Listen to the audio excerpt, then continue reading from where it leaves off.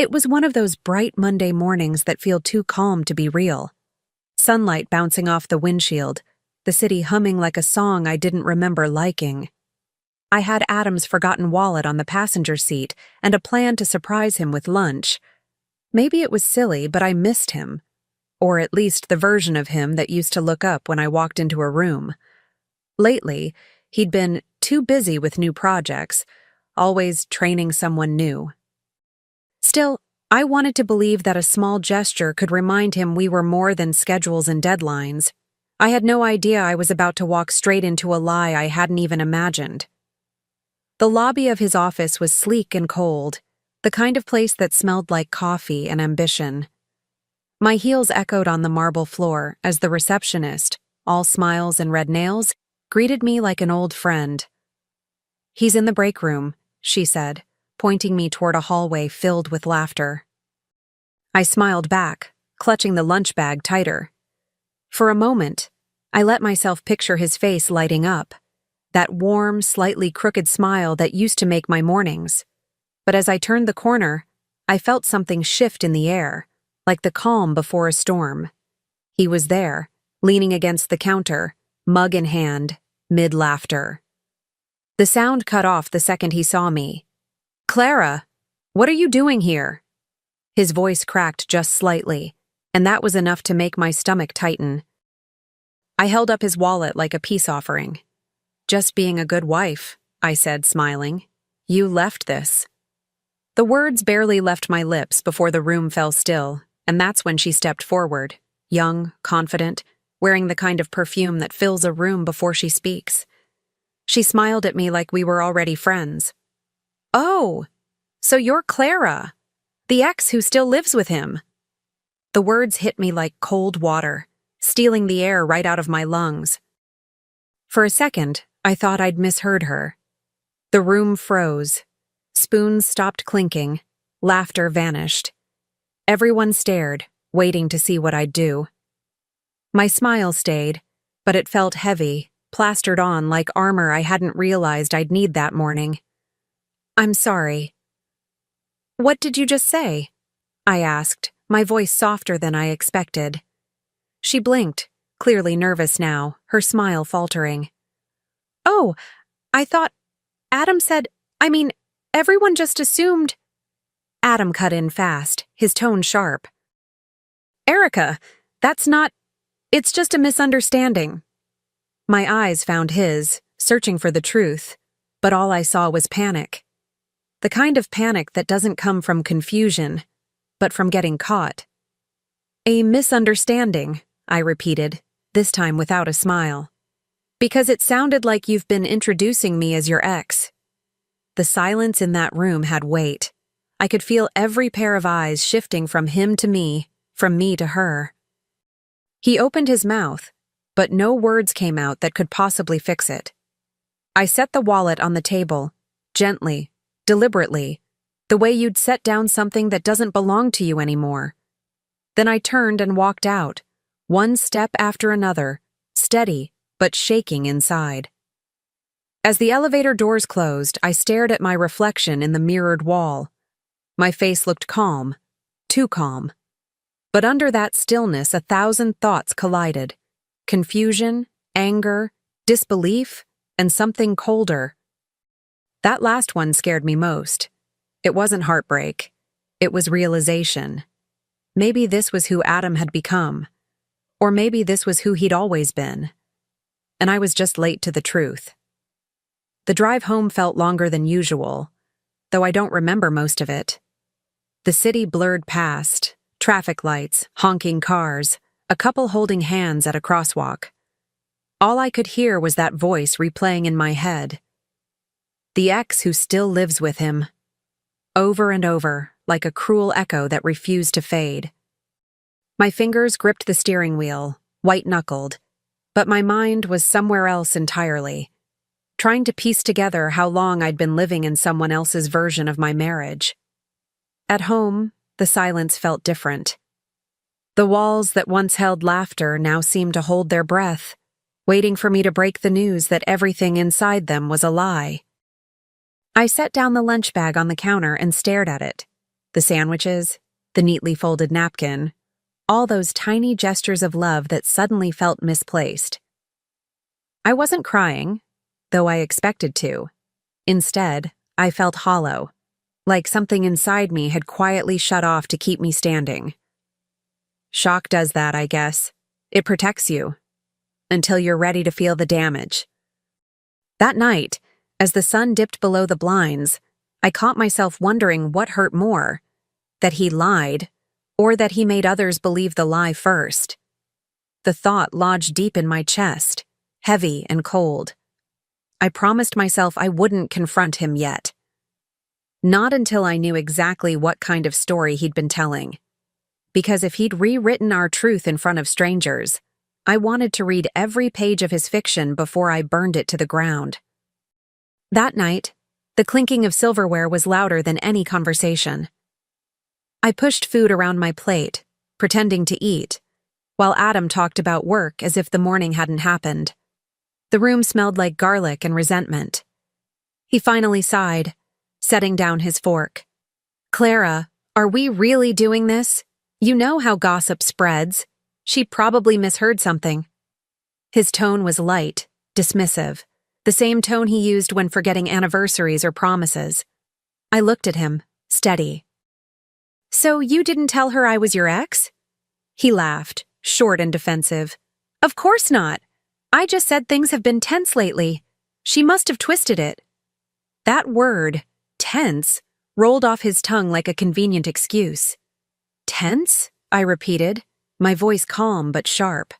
"We've been married 10 years, Adam. Tense isn't the word I'd use for what you've turned us into." His jaw clenched, but he didn't look up. He just kept slicing his food like the truth wasn't sitting across from him. He muttered something under his breath, too soft to catch. "What was that?" I asked. His eyes flicked up, anger flashing. "You're overreacting. You always do. That's why I don't tell people much. You make a big deal out of everything." I felt that one hit harder than he expected. I wanted to shout, to throw something. But instead, I just breathed in slowly. "Maybe if you told me the truth once in a while," I said quietly. "I wouldn't have to." The silence that followed was sharper than glass. I left him at the table, still chewing his lies like they were dinner. The house felt too big as I walked away. Every picture frame and coffee mug suddenly foreign. Our home, once warm and familiar, had turned into a museum of what used to be love. I could feel the sting behind my eyes, but I refused to give him the satisfaction of seeing me break. I shut myself in the bedroom, the air thick with everything unsaid. My reflection in the mirror looked composed, but my heartbeat betrayed me, steady and angry.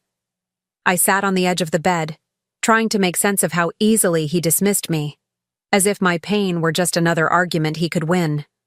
My thoughts circled the same questions. When did honesty become optional? When did love start sounding like PR? He'd rewritten our story, made me a supporting character in his own image of freedom. But what he didn't know, what he could never understand, was that I'd grown stronger in his silence. He thought I was the same woman who once cried over missed dinners. He was wrong. As the night wore on, the sound of the clock filled the house, each tick louder than the last. Somewhere between exhaustion and fury, something inside me hardened. The part of me that used to wait for apologies began to disappear. He was comfortable lying about me. That much was clear. But comfort has a cost, and soon he'd learn what it's like to lose it. I lay down, staring at the ceiling, not as a heartbroken wife, but as a woman planning her next move. He came into the bedroom later, the sound of his footsteps too casual for a man who'd just fractured a marriage. He didn't apologize. Not really. He just stood by the door, sighing, waiting for me to end the silence like I always did. But I didn't move. I could feel his impatience growing, his need to control the story, even here, in the dark. "You're really going to be mad about something so small?" he finally said. Small. That word felt like a slap dressed in politeness. I turned my face away, letting him talk to the wall instead. He mumbled something about miscommunication and stress, the kind of empty words meant to patch holes without fixing them. I didn't argue. I just listened, memorizing the rhythm of his lies, storing every phrase for later. When he finally gave up and left, the house sank into stillness again. The air was cool against my skin, but my thoughts burned. For the first time, I realized this wasn't about saving what we had. It was about reclaiming what I'd lost, my self-respect, my voice, my truth. I reached for my phone, not to call anyone, but to remind myself there were people who still saw me, really saw me. A text from Maggie sat unread from last week, just a friendly check-in. I didn't open it yet. Instead, I whispered into the quiet room, "Let's see how you handle the truth, Adam." The sound of my own voice surprised me, steady, certain. I wasn't broken. I was awakening.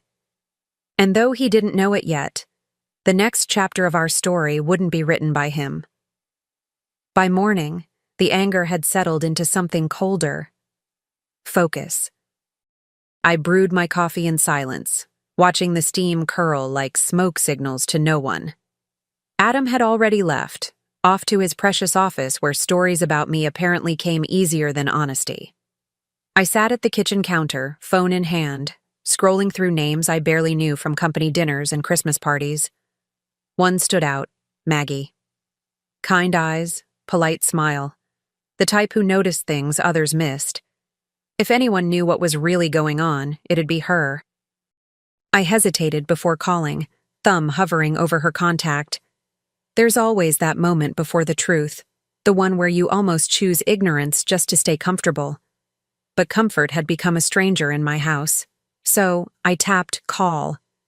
When she picked up, her voice carried that mix of warmth and caution. "Clara. Oh, hi. How are you?" My throat tightened. "Hey, Maggie. Sorry to bother you. I just wanted to ask something a little odd." Even as I said it, my pulse raced, because I already knew the answer would hurt. There was a pause long enough to confirm my suspicion before she spoke again. "Is this about Erica?" My stomach dropped. "So you've heard?" I asked quietly. Another pause.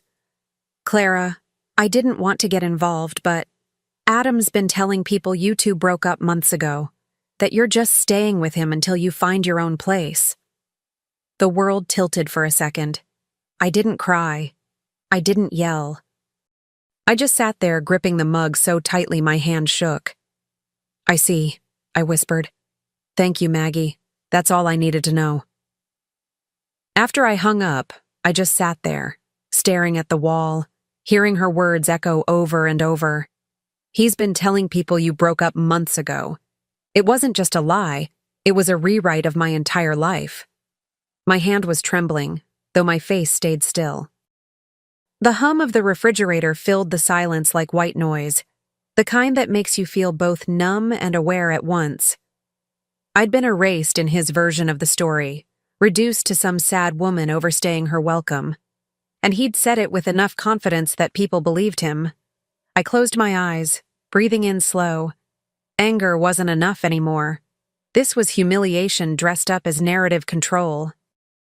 He'd built a version of himself where he got to play the victim, the noble husband who tolerated his ex-wife. The irony burned. I used to admire his confidence. Now I saw it for what it was, cowardice polished to look like charm. My tears didn't fall. They dried somewhere behind my ribs, replaced by something sharper. For the first time, I didn't just want answers. I wanted consequences. I opened my laptop, the glow lighting up the dark kitchen. My fingers moved automatically. Emails, contacts, details. I wasn't sure what I was looking for yet, but I knew I'd find it. Every receipt, every event, every message he'd thought I'd never see. It wasn't rage driving me anymore. It was clarity. Betrayal, when stripped of its emotion, becomes the cleanest kind of focus. And in that moment, I knew. I wouldn't confront him with tears. I'd confront him with proof. And an audience. The sun had started to set, streaking gold through the blinds, but I barely noticed. Hours slipped by as I combed through old emails and shared calendars, piecing together the invisible distance that had been growing between us. There it was. The training sessions, the late nights, all aligning perfectly with a pattern I hadn't wanted to see. Every discovery felt like another quiet betrayal, the kind that didn't scream. It whispered, patient and cruel. Still, beneath the ache, something powerful was taking shape. For the first time, I wasn't reacting. I was preparing. I closed the laptop and stared at my reflection in the darkened window. I looked like myself, but not quite. There was a new steadiness in my eyes, a stillness that used to belong to him. It felt strange, almost dangerous how calm I'd become. Maybe that's what happens when the shock fades. You stop drowning and start swimming toward the shore, even if the water's still cold. I wasn't the woman who begged for truth anymore. I was the woman who would make truth unavoidable. Before going to bed, I wrote a list in my notebook. Names, dates, small details. It wasn't a plan yet, but it was the start of one. The next company event was listed on the fridge calendar, highlighted in Adam's handwriting. Corporate dinner, mandatory attendance.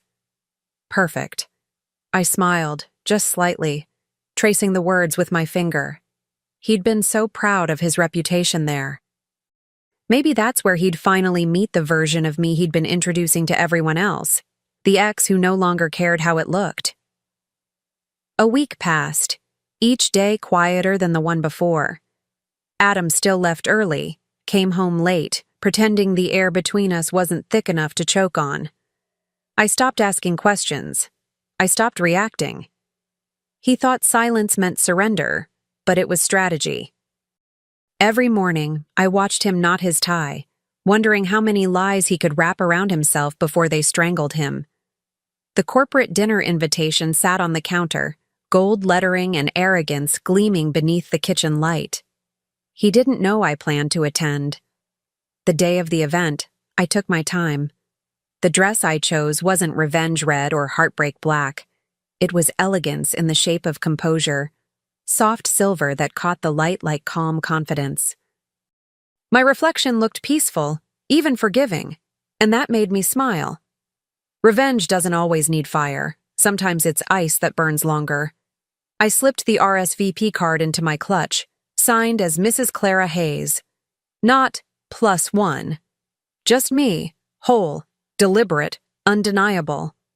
When I arrived at the venue, the hum of conversation wrapped around me like static. Crystal glasses clinked, laughter floated through the air, and every table glowed with polite pretense. I could feel eyes turning, subtle whispers tracing the edges of my name. And then, there she was, Erica, standing by the wine bar, her face lighting up in surprise. "Oh, I didn't think you'd come," she said. I smiled, my tone warm enough to pass for friendly. "Why wouldn't I? My husband works here." Her lips parted, but no words came out. The night had just begun, and so had I. I spotted Adam across the room before he noticed me. He was laughing with a group of colleagues, gesturing with that familiar self-assuredness that used to charm me. But when his gaze finally met mine, the color drained from his face. It was almost theatrical. The pause, the flicker of panic, the forced smile he plastered on as if it could erase the truth. I lifted my champagne glass slightly, a silent toast across the room, watching him shift uncomfortably. For the first time in a long while, I felt in control. He made his way over, smile strained. "Clara," he began, voice low, "you shouldn't have come." I tilted my head, keeping my tone light. "Why not? I'm your wife, remember?" The word wife landed between us like a challenge. He glanced around, nervous, scanning for who might be listening. "Let's not make a scene," he hissed. I smiled. "Oh, don't worry, Adam. I didn't come to make one. But we both knew I wasn't there for small talk. The truth had been waiting too long to stay polite. The evening rolled on, music swelling, lights dimming as the employee spotlight portion began. Adam's name was announced, followed by applause. I watched him rise, straightening his jacket, pretending confidence. He didn't see me stand until I was already walking toward the stage. The room blurred, clinking glasses, curious whispers, the sharp scent of nerves and cologne.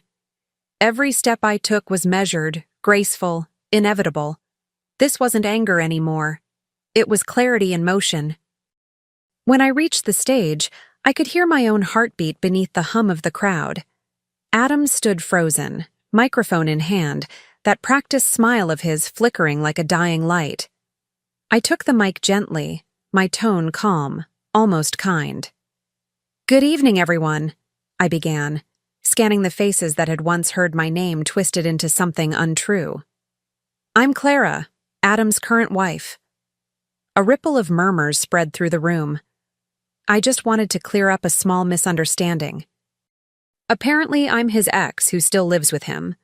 Funny, I wasn't aware I'd been divorced. The silence that followed was electric, sharp enough to feel.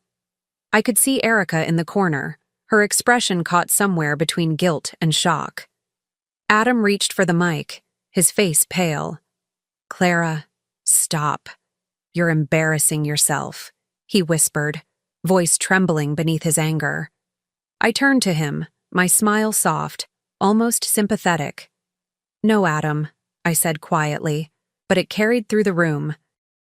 "I'm not embarrassing myself. I'm embarrassing you. There's a difference." A few gasps scattered through the crowd like sparks catching wind. I handed him the mic, leaned in close enough for only him to hear.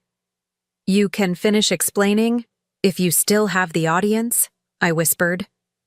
Then I stepped down, my heels steady against the polished floor. The applause that followed wasn't loud. It was polite, uncertain, but real. I didn't look back. Every step toward the exit felt lighter, freer. And as the doors closed behind me, I realized something simple. He'd spent months rewriting our story. Tonight, I'd taken the pen back. The next morning, the house didn't feel like mine anymore. It felt like evidence. Every picture frame, every coffee cup, every trace of our life together was now a record of something that had already ended. I sat at the kitchen table, coffee cooling beside me, waiting. I knew he'd come home eventually, and when he did, it wouldn't be with regret. Adam never apologized first. He attacked. Sure enough, the door slammed open, followed by the heavy rhythm of his anger. "Do you have any idea what you've done?" he shouted. "My boss saw that." I didn't flinch. "Good," I said simply, without looking up. "I hope he also saw the kind of man you are." That made him pause, not because he was hurt, but because I didn't sound like someone he could control anymore. He moved closer, voice rising. "You humiliated me." I took a sip of coffee, slow, deliberate. "No," I replied. "I just told the truth. You're the one who built your career on lies. Maybe it's time you learn what that feels like." He slammed his fist against the counter, but I didn't move. I'd already seen his worst, and survived it. His anger deflated into frustration. "You've ruined my life," he muttered. The words almost made me laugh. "No, Adam," I said, finally standing. "I just stopped letting you ruin mine." I reached for the envelope I'd placed on the table earlier, clean, white, and final. "This is for you," I said, sliding it toward him. He stared at it, jaw tight. "What's this?" he asked, though he already knew. "Freedom," I answered. "Yours and mine." He didn't open the envelope right away. He just stared at it like it might bite. "You're really doing this?" he finally asked, his voice low, almost pleading. "After everything we've built?" I looked at him, really looked, and realized I didn't recognize him anymore. "You built a version of us that only existed in your head," I said softly. I just stopped pretending to live there." He opened the papers, scanning them, disbelief flickering across his face. "You're divorcing me?" he whispered, as if the word itself were a betrayal. "No," I corrected gently. "You divorced me the moment you lied about who I was." He sat down, rubbing his temples, but I'd seen this act before, the wounded charm, the sudden vulnerability. It didn't move me this time. For years, I had mistaken his silence for peace, his detachment for composure. Now, I saw it clearly. It was cowardice wearing a nice suit. "Clara, please," he said, reaching out a hand. I stepped back. "You had every chance to tell the truth. You chose the story that made you look good instead." My voice didn't tremble. It was strange how calm strength could sound like mercy. When I walked to the door, he didn't follow. The silence behind me wasn't heavy anymore. It was clean, like fresh air after a storm. I paused for a second just to take it in. The woman leaving that house wasn't the same one who'd walked into his office weeks ago, clutching a lunch bag and a wallet. She was done trying to be understood. Now, she was choosing to be free. As I stepped outside, the morning light hit my face, and for the first time in years, it felt like mine. I walked down the driveway with my suitcase rolling softly behind me. The air felt different, lighter, like the world had finally exhaled with me. The morning breeze carried the scent of cut grass and something faintly sweet, maybe freedom.